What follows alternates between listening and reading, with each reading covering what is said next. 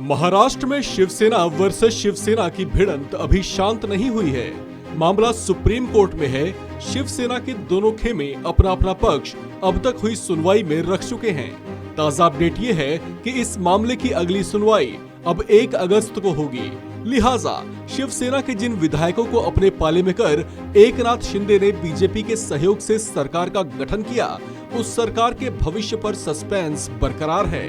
फिलहाल supreme court ने विधायकों की अयोग्यता को लेकर अपना फैसला रोका हुआ है और दोनों पक्षों को नोटिस भी जारी कर उन्हें हलफनामा दायर करने को कहा है। सुप्रीम कोर्ट में इस मामले की सुनवाई chief justice NV Ramana, justice Krishna Murari और जस्टिस हिमा कोहली की बेंच कर रही है। बताया जा रहा है कि महाराष्ट्र से जुड़े इस मामले में एक 5 जजों की संविधान पीठ का भी गठन किया जा सकता है। उस समय तक विधायकों पर अयोग्यता की कार्रवाई नहीं की जा सकेगी। अब तक हुई सुनवाई में दोनों पक्षों ने दमदार तरीके से अपनी बात रखी है। उद्धव गुट की ओर से वकील कपिल सिब्बल ने कोर्ट में कहा कि महाराष्ट्र में जिस ढंग से सरकार गिराई गई है वो सरासर संविधान के खिलाफ है।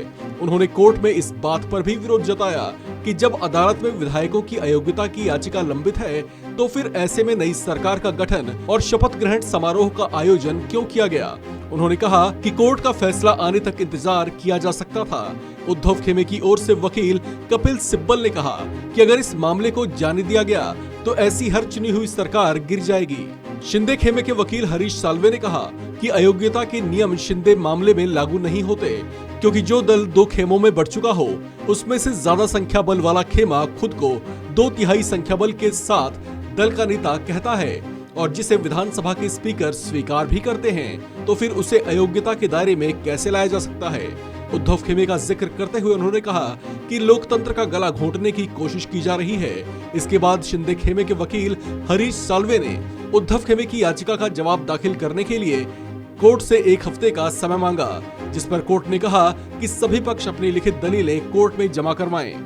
इस मामले में तीसरा पक्ष यानी महाराष्ट्र विधानसभा के तत्कालीन डिप्टी सीएम की ओर से वकील अभिषेक मनु सिंघवी ने कोर्ट को बताया कि एक अनधिकृत मेल से डिप्टी स्पीकर को एक ईमेल भेजा गया था। इस मेल में डिप्टी स्पीकर पर अविश्वास की बात कही गई थी। ऐसे में इस तरह के मेल को कैसे वैध माना जा सकता है। उन्होंने अपना तर्क रखते हुए कहा कि ऐसे अवैध मेल से किए गए ईमेल के आधार पर कैसे कहा जा सकता है कि इस व्यक्ति का स्टेटस अब मान्य नहीं है। विधायकों को अयोग्य ठहराने के मामले में जब डिप्टी स्पीकर के हाथ बंधे हुए थे तो फ्लोर टेस्ट नहीं होना चाहिए था। ऐसा इसलिए किया गया क्योंकि ये सुप्रीम कोर्ट के फैसले का दुरुपयोग करना चाहते हैं। इस मामले पर टिप्पणी करते हुए चीफ जस्टिस रमन्ना ने कहा कि ये राजनीतिक रूप से एक बेहद संवेदनशील मामला है।